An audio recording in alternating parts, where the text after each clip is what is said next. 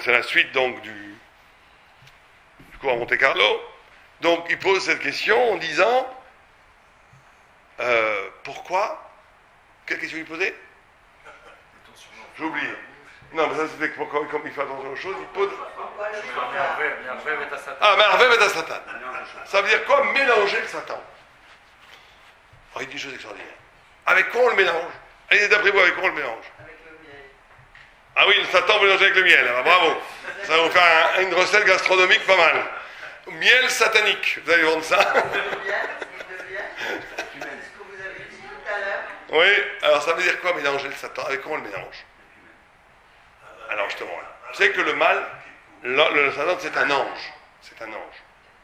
L'ange a été créé quel jour? Ah non, monsieur Rabba Salem. L'ange. Les anges ont été créés le deuxième jour. Il n'a pas été créé du tout. Le signal, pas ça, ne signale pas. D'accord. Nous, vous savez que ce que disait Lévinas, le judaïsme, c'est pas la Bible. C'est la Bible lue par les rabbins. Une fois pour toutes. Les rabbins nous le disent. Voilà. Donc moi je parle de judaïsme, pas de Bible. Donc on continue. Là, le Midrash te dit que Yom Sheni, les anges ont été créés. Le deuxième jour. D'accord. Deuxième jour. Alors, et quand est-ce que l'âme a été créée? L'âme de l'homme a été créée quand? Neshama. Le premier jour. L'homme physique a été créé le sixième jour, vous avez raison. Mais la Neshama, nous dit le Midrash, elle a été créée le premier jour. C'est-à-dire qu'il y a un niveau de nous-mêmes, il y a un niveau de présence à soi-même qui est plus originel que le mal. Où le mal n'existe même pas, c'est même plus une tentation. Où ça n'existe pas. On dit que quand le chauffard, c'est le souffle de l'âme. La parole, c'est déjà une articulation mondaine, avec des références au monde, c'est déjà dans la création, c'est déjà dans le sixième jour. Quand on sonne du chauffard, le chauffard, c'est le souffle de l'âme. Et on dit que l'âme, c'est le souffle de Dieu. Donc, Kebiechol, le chauffard, c'est le souffle de Dieu. Et on mélange le Satan avec l'essence de soi-même, qui est pré-mal, qui fait que le Satan s'écroule complètement. Le mal est toujours quelque chose d'extérieur à moi. Il est toujours une trahison de ce que je suis vraiment. Il ne peut pas s'accommoder avec une vérité de la présence à moi-même. Il n'existe pas à ce niveau-là. Quand j'écoute le chauffard, il s'agit d'écouter dans le son du chauffard un niveau d'existence personnelle, intime, qui est avant tout effet procédural, avant tout processus, avant mon éducation, avant moi-même, avant ce moi-même fabriqué par la société, fabriqué par toutes sortes de choses. Quand vous mélangez dans votre identité cette part de vous-même qui est préhistorique, qui est la Neshama, le mal s'effondre. Le Satan est mélangé, il disparaît. Il y a le souffle de l'âme. Exactement. Oui, mais c'est ce qu'on disait tout à l'heure, c'est ce que vous développez. Tout à l'heure, exactement, c'est ça, c'est en ce sens-là que le chauffard est complètement coextensif du jugement. Parce que c'est quand j'arrive à ce niveau-là, en écoutant le chauffard, et je dis Hachem Meler, que je me retrouve au niveau de la création, de l'origine. Et à ce moment-là, le mal tombe, il n'existe plus. Et vous savez que et ça c'est très important, le Rambam, Maïmonide, il dit que pendant cette période, c'est une période extraordinaire, où toute l'année on peut faire tchouva, mais c'est très difficile. Cette période est 10 entre Rosh Hashanah et Kippour, on peut faire tchouva même, il dit une chose étonnante, il dit que la repentance, le retour, toute l'année, c'est qu'en collectivité, qu'en minyan. Alors que dans les 10 jours de tchouva, même seul, on peut faire tchouva. Qu'est-ce qu'il veut dire par là? Vous savez qu'il dit une chose comme ça, et je conclurai avec ça, que on doit, et c'est une idée qui avait bouleversé, je n'ai pas pour habitude de nommer des non-juifs pendant les cours, mais Jean-Paul Sartre, qui avait été, Béni Lévy, qui était son secrétaire, lui avait lu ce texte du Maïmonide, il en avait été bouleversé, parce que c'était vraiment ce qu'il avait toujours essayé de dire dans sa philosophie, où le Rambam, et en vérité c'est une Gemara, c'est déjà dit, il dit que l'homme, le monde est composé, comme on l'a dit, de bien et de mal, de tzadikim et de rachaïm, et nous-mêmes nous sommes partagés entre le bien et le mal. Il dit, un homme doit toujours se considérer que le monde est partagé exactement à égale valeur entre le bien et le mal. De mérite et de mérite et de coupable. Qu'on doit nous-mêmes se considérer comme des Benoni, moitié-moitié. J'ai autant d'avérotes que de mitzvot. Dit le Rambam que ce n'est pas mathématique. Qu'une mitzvah peut valoir 1000 avérotes. Et qu'une avéra peut valoir 1000 mitzvot. Des fois, une petite médisance détruit 1000 bonnes actions. Et des fois, une bonne action sauve, purifie 1000 avérotes. Une fois, j'avais du mal à comprendre ça et je dis à un rat, mais c'est pas possible, celui-là qui est en train de conduire Shabbat, il est quand même moins que moi. C'est pas possible. Je lui ai dit ça, j'étais très jeune, on marchait, je me rappelle dans la rue, on parlait de ça. Il m'a dit, t'en sais rien. Peut-être qu'il fait une mitzvah qui vaut tous les Shabbats. On ne sait pas. Il n'y a que Dieu qui peut juger ça. Mais en tous les cas, chacun doit se considérer comme moitié-moitié et de considérer le monde comme moitié-moitié. Et donc quand je fais une mitzvah, qu'est-ce que je fais? Quand je fais une mitzvah, qu'est-ce que je fais? Si le monde est moitié-moitié, que moi je suis moitié-moitié, je fais une mitzvah, qu'est-ce que je fais? Je sauve le monde. Je fais basculer l'univers entier du côté du positif, majoritairement bien. Je fais une avéra, qu'est-ce que je fais? Je détruis le monde. Je fais passer le monde, je fais basculer l'univers dans le mal. Et cette idée est extraordinaire, parce qu'elle montre que notre relation à la mitzvah n'est pas une relation chrétienne du salut privé. Je fais ça pour avoir mon salut, ou j'en sais rien, comme c'est des Luther et d'autres. C'est pas notre problème, le salut, on s'en fiche. C'est Rav Nachman de Breslav, une histoire extraordinaire. Un jour, il a dit quelque chose qui a déplu à Dieu. Une voix est sortie du ciel et dit, cet homme a perdu son monde futur. Imaginez, vous écoutez une phrase comme ça. Vous entendez Dieu qui vous dit, vous avez perdu votre monde futur. Qu'est-ce que vous faites? Vous pleurez, non? Vous demandez pardon, je ne sais pas. Lui, qu'est-ce qu'il a fait? Il dit, c'est super. Je vais pouvoir enfin servir Dieu de façon désintéressée. Et à ce moment-là, Dieu dit, tu viens de regagner ton Lamaba. Tu viens de le regagner. Ça veut dire que ça ne nous a jamais tellement travaillé, cette histoire de salut. Ce qui est important, c'est que quand je fais une mitzvah, je sauve le monde. Et quand je fais une avéra, je détruis le monde. C'est la notion de responsabilité pour l'univers entier. C'est ça le poids d'un acte. C'est le poids d'un acte. Et pendant cette période, quand on dit on peut faire tchouva tout seul, sans qu'on a besoin du tzibour, c'est-à-dire que l'homme, quand on dit qu'on est jugé seul, l'homme doit envisager une existence où il justifie par son existence, qu'il justifie l'univers entier. Il devient lui-même un tzibour, il devient lui-même une collectivité, il devient lui-même le représentant de l'humanité. Il n'a pas besoin d'une collectivité pour que l'humanité soit représentée par cette collectivité. Il est en lui-même, par son existence, le symbole de l'humain. Et il se vit comme un élu, comme quelqu'un qui est élu pour être le symbole de cette humanité, et il sauve l'humanité par son action. Ça, c'est ce qui nous est demandé de faire pendant cette période. Cette période, c'est une période merveilleuse, mais en même temps très douloureuse, parce qu'il faut se poser la question, est-ce qu'on a oublié cette élection? Am Israël s'appelle Am Gadol, le peuple grand, le peuple de l'espoir, le peuple de la grandeur, le peuple qui n'est pas dans la mesquinerie, qui n'est pas dans la... On ne peut pas être dans la mesquinerie quand on est juif, c'est impossible. Il faut réévaluer son existence à l'échelle, non pas que à l'échelle de Jacob, mais à l'échelle de la vocation d'Israël. Et Am Israël est comparé à la lune, parce que la lune est le reflet du soleil. Am Israël est comparé à la lune parce qu'il est le reflet de Dieu sur terre. Nous sommes les témoins de Dieu sur terre. Et quelqu'un qui a été créé pour être le témoin de la lumière divine sur terre ne peut pas vivre une existence qui tourne autour de la matière, de l'argent, de je ne sais pas quoi, du pouvoir, du politique, tout ce que vous... C'est pas possible. C'est une trahison profonde de sa vocation. Et ce qui nous est demandé au moins pendant cette période, c'est de retrouver, de renouer avec cette vocation d'Israël pour arriver à un niveau existentiel où une part de moi n'est pas privée, elle n'est pas que moi.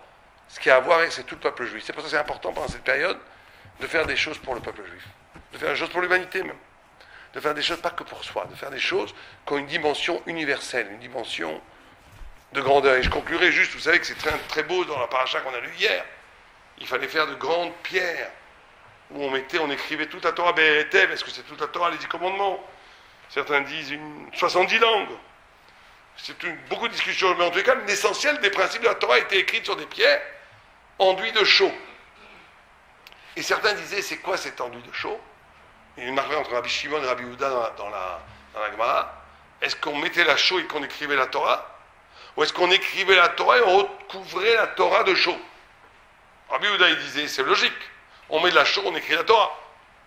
Pour que ça soit visible. Rabbi Shimon, il dit non. Tu caches. C'est quoi cette histoire? C'est que cette histoire, c'est exactement l'histoire dont on parle maintenant. C'est que Dieu nous dit, vous rentrez en terre d'Israël. Sur le Jourdain, imaginez, c'est incroyable. Un peuple qui rentre dans le Jourdain après 40 ans de désert, qui est sorti de l'esclavage, de 400 ans d'esclavage. Il a envie enfin d'aller au kibbutz, faire tourner des tomates. Rentrer dans le pays, dans notre patrie.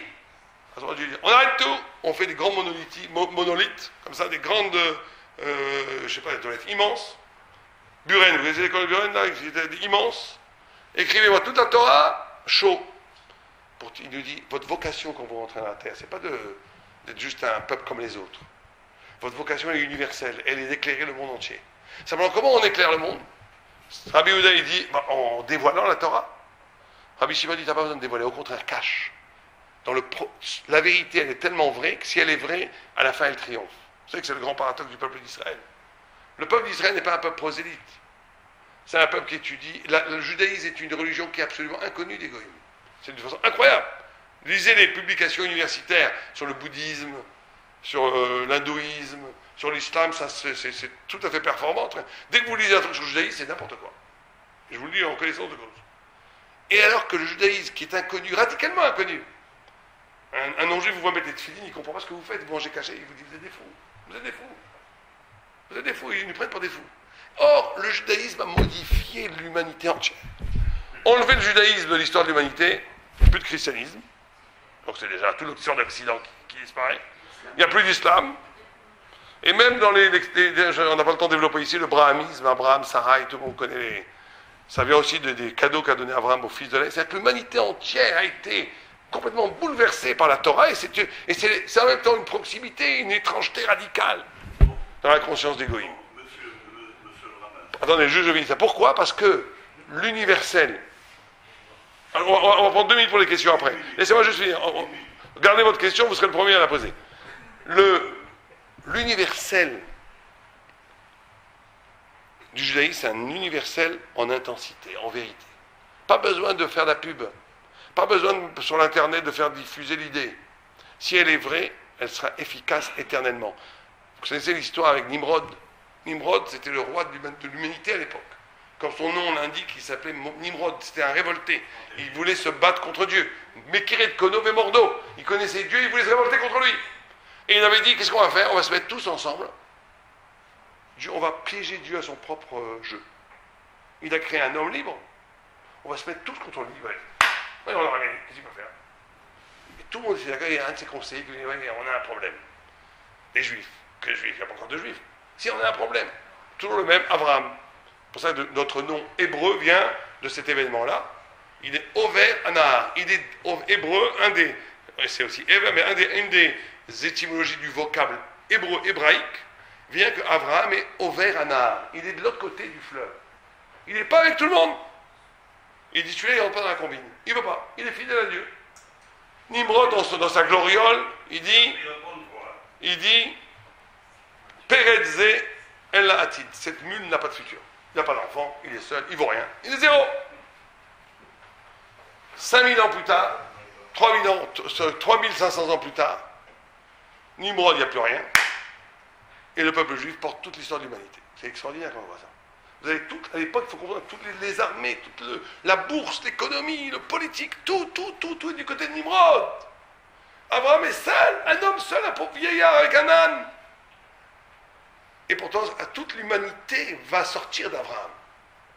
Toute l'histoire de l'humanité va sortir. Et Nimrod, ça va être un épisode qui va s'évanouir dans l'histoire. Il n'y a que nous pour en parler, nous les Juifs. Les Goïms ne connaissent pas Nimrod. C'est extraordinaire. Parce que la vérité, elle triomphe. La vérité est indestructible. La puissance extérieure, elle s'effondre à un moment. Elle n'a plus de valeur au bout d'un moment. Elle disparaît. Ça, c'est la capacité du peuple juif d'être fidèle dans son irréductibilité à lui-même, mais avec une telle intensité de vérité que ça a un affect universel. Et c'est ce qu'on nous demande à faire dans cette période, de retrouver cette vocation de grandeur, de témoin de Dieu sur terre, qui illumine l'humanité tout entière à partir d'une fidélité de notre identité spécifique d'Israël, Et c'est cette fidélité à cette identité spécifique d'Israël qui passe par l'observance des mitzvot, par la fidélité à la hauteur existentielle qu'oblige la Torah, qui fait qu'en fin de compte, on transfigure et on sublime le monde et l'humanité entière. Amen, Kenny Hudson. On peut pas, on va prendre 2 3 minutes pour les questions. Allez-y. Oui, oui. Prenez même 2 minutes, allez-y. Vous avez présenté tout ce système, vous l'avez développé, tout est obscur maintenant. Et nous sommes à la veille de Rosh Hashanah. Et à Rosh Hashanah, nous allons commencer à manger la pomme avec le miel, et nous disons que notre année soit aussi douce que le miel que nous avons. Douce dans le sens de l'esprit, dans le sens de la contradiction avec tout ce qui peut nuire, tout ce qui peut éloigner, écarter l'homme du bon chemin pour le former réellement l'être créé par Dieu. Dans le sens avec l'image divine. Nous voulons ça. Maintenant, nous sommes à la veille de Rosh Hashanah. Comment allons-nous entrer à Rosh Hashanah avec la présence du chauffard, avec la présence de la Chodesh HaShivri, que la Torah dit, consacrez-le comme souvenir de ceci et de cela. Il y a toutes ces choses-là. Ça, nous avons dépassé tout ce que toutes les contradictions que vous supposez qui sont réelles, mais elles ont été dépassées puisque Dieu a accepté de créer l'homme. Il savait bien ce que ferait l'homme. Il savait tout, mais malgré ça, il a fait une neshama. Il y a insufflé une neshama au moment où il est né, pas avant. Alors, est-ce que Dieu crée une âme chaque fois qu'un être humain vient, ou bien c'est une âme qu'il a dans une réserve. Toutes les âmes ont été créées le premier jour, c'est écrit dans le Midrash.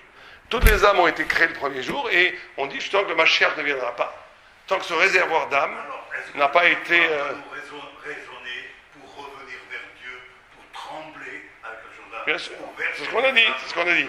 Que le son du chauffard nous ramène... Que nous contestons à nous-mêmes, nous contestons à nous-mêmes, nous sommes là. Et que quand nous sortirons à la Réalité, avec l'aide de Dieu, pour Kippour, nous serons purifiés. Si on fera un cours sur Kippour une fois.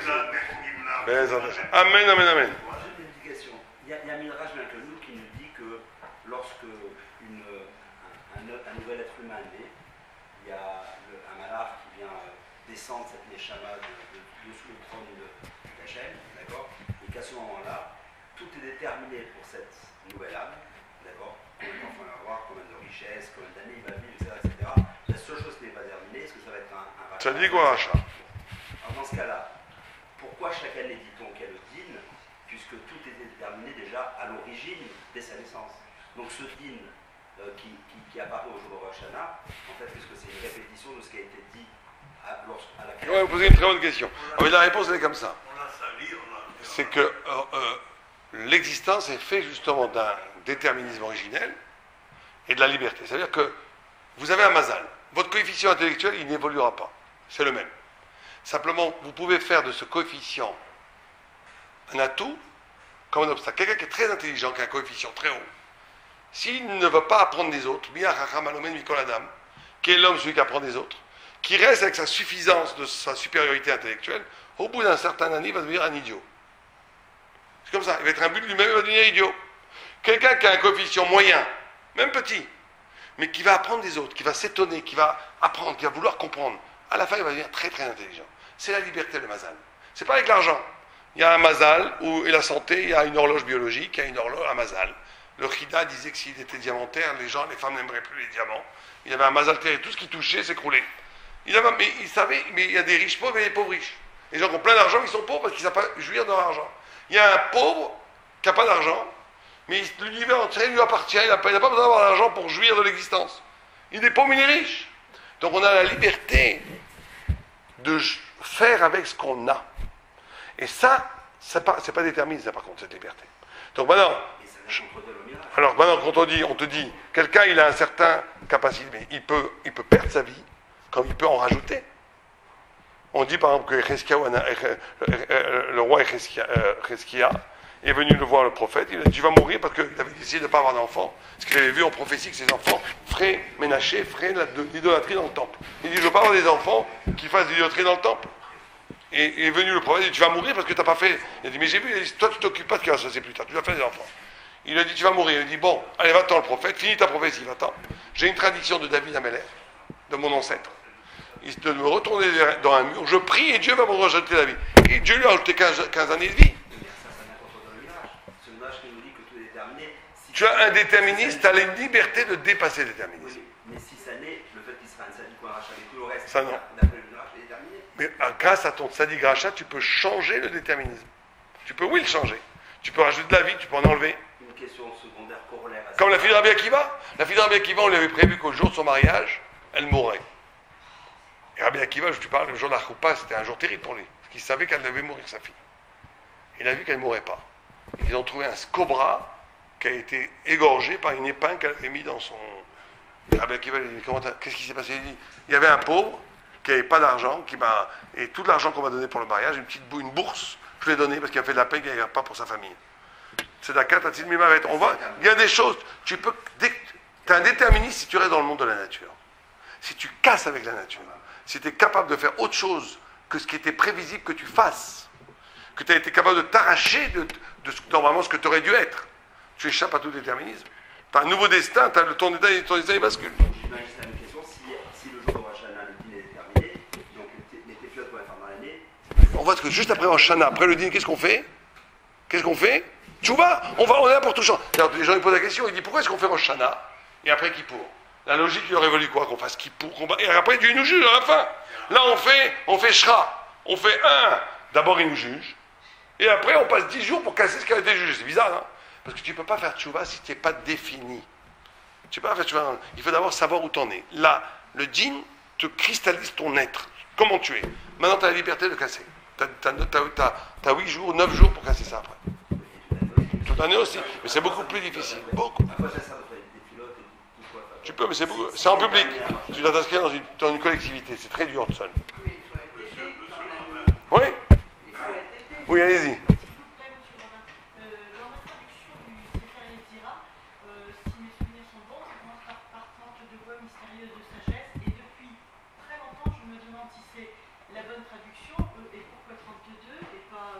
Ah bah ça va rentrer dans les secrets de la Kabbalah, on peut pas...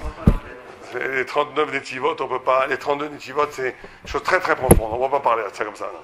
Oui. Nous avons comme une tradition à laquelle nous sommes très attachés, c'est que le premier soir de Rosh Hashanah, parmi les vœux que nous faisons de tel matin, fruit ou telle chose, il y a la tête d'agneau. Ouais. Les roches, vélo les anaves. Amen, sur ces bonnes paroles.